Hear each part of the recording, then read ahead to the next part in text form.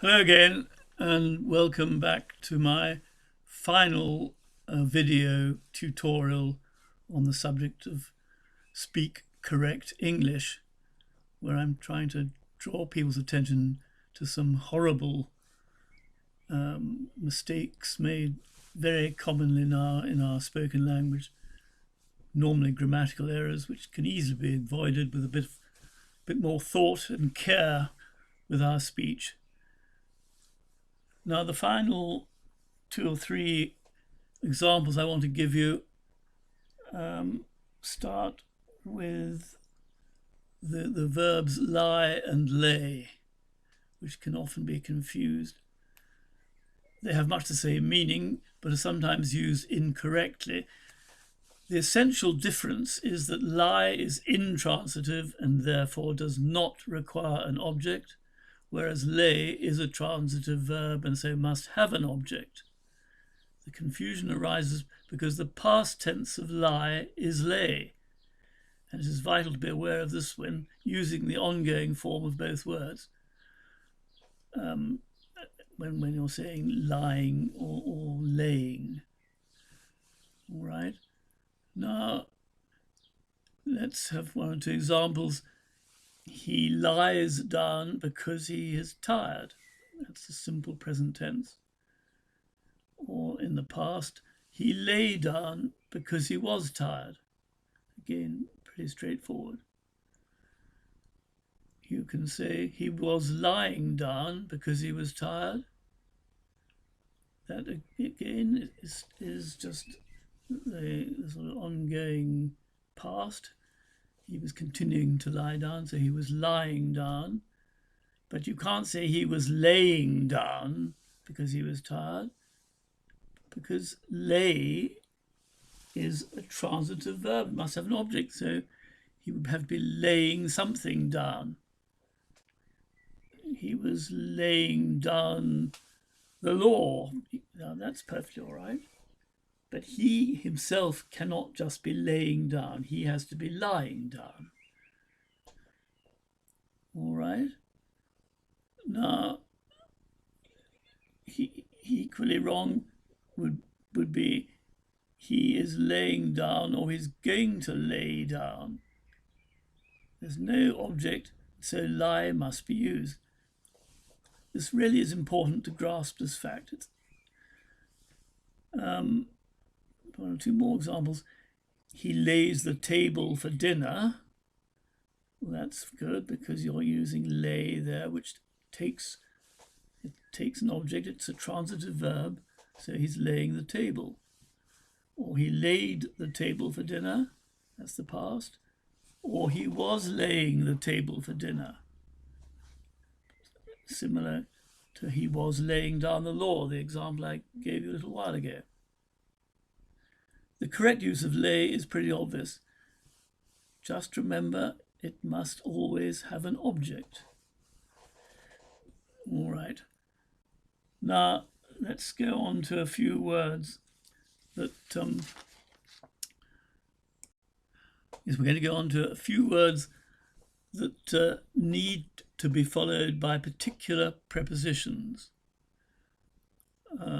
Compare, for instance, requires with and not to.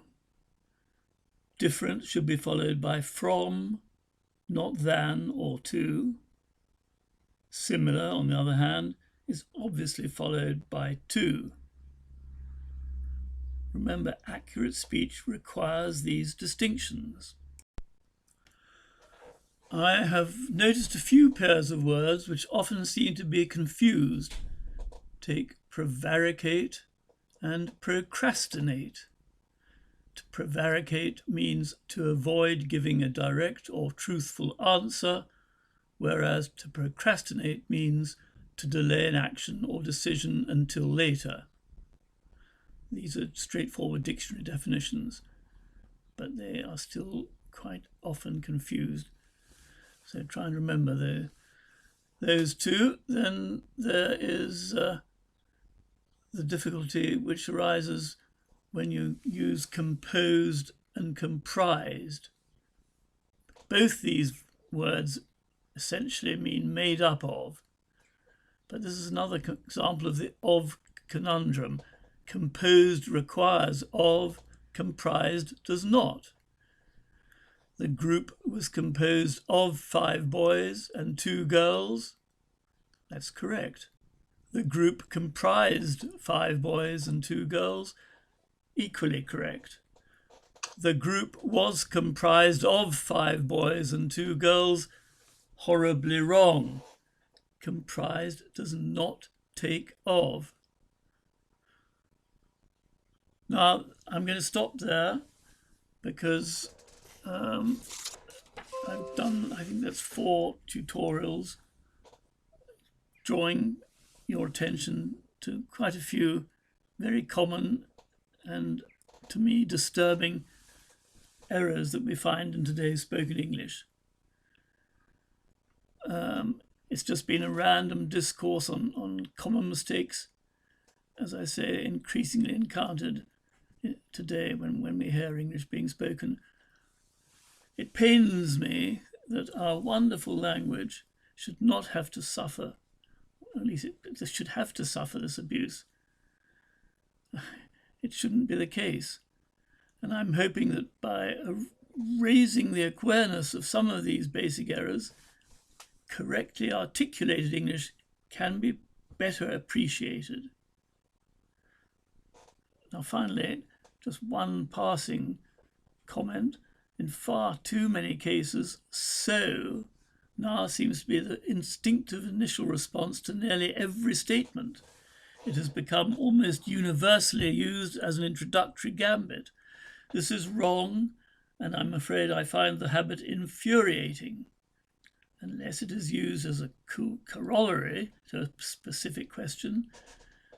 Example, why did he climb the wall? So he could see what was on the other side. That's perfectly all right. But unless you're answering a specific question, you don't start a sentence with so. Please remember that. And please take more care with the way you speak your English so that we don't completely lose touch with correctly spoken English. Just finally, I'm going to be writing, well, I have written already a small Kindle version of a book outlining these faults, as you might call them, mistakes, which I've been telling you about. You can find those on Kindle in Amazon. I'm going to be producing a longer version of a paperback, which you'll then be able to find there.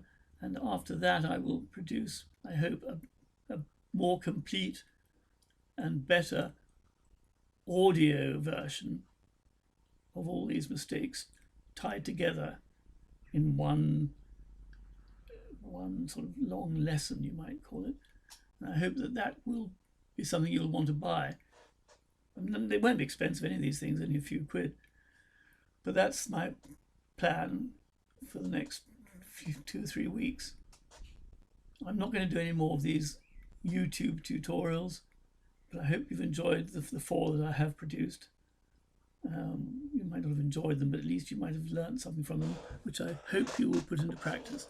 And thank you very much for your patience. And as I've said once or twice before, we're still in our lockdown situation.